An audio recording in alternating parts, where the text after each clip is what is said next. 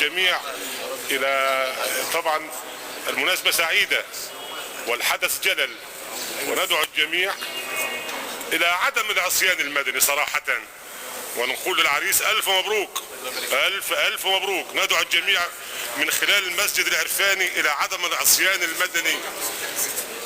عايزين ناكل، عايزين نشرب، عايزين نشغل مصانعنا، عايزين ننور بيوتنا، عايزين نعلم عيالنا، عايزين ننتج. نحن كنا أمة متقدمة، أمة متحضرة، نحن كنا أمة متقدمة، أمة متحضرة في كافة المجالات، في العلم والتكنولوجيا والأدب والفيزياء والفيزياء والعلوم والطب والصيدلة. والآن عدنا إلى الوراء. لقد كان الجنيه المصري يشتري 10 دولار، لقد كان الجنيه المصري في عام 50 بجنيه. الجنيه المصري، الدولار كان ب10 ساغ، الدولار كان ب10 ساغ. يعني هذا يبكي.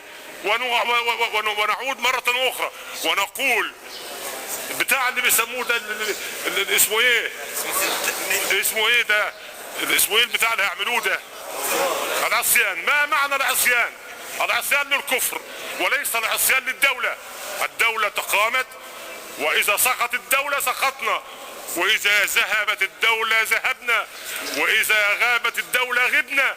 فلنكن على علم وعلى يقين وعلى دراية بأن هذا الذي يحدث هو أجندات خارجية. اقتلوني، مزقوني، أنا سني 65 سنة، لن أقول غير الحق. هل منكم من يجد قوته؟ هل منكم من يجد وظيفة؟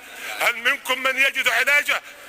إذا لماذا هذا الهزاء، هذا الهزار، هذا اللهو؟ إنه له، والله له، والله له.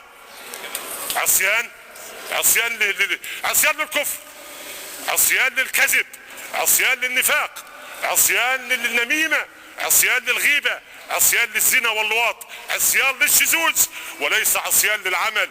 عصيان للعمل في دولة تفتقر إلى أدنى حدود الرفاهية. مياه النيل مهددة، الدول الأوروبية تهاجمنا، بعض الدول العربية تقسو علينا ولا تعطينا المعونة. فلنفق، نفق لوجه الله، لأولادنا، لمصالحنا، لتراثنا، لديننا. نبي الله صلى الله عليه وسلم يرفض هذا العصيان، يرفض هذا العصيان، والله يرفض هذا العصيان.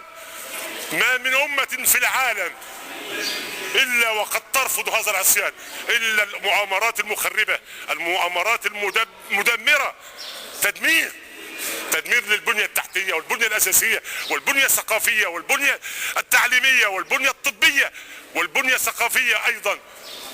عصيان. يعني أردت أن أقول نبضي، أنا أردت أن أقول عما يجيش في صدري. سني 65 عاما، لقد تعينت زمان وأنا في الإعدادية، أما الآن فتخرج البكالوريوس ولا يتعين. ونقول عصيان. المياه في المجاري جفت ونقول عصيان، المصانع توقفت ونقول عصيان. ماذا نقول بعد هذا؟ الشوارع عصيان. ما نلم الزبالة من الشوارع، ما نعلم أولادنا ألف ب، ما نعلم أولادنا كيف لا ينمون ولا يغتابون.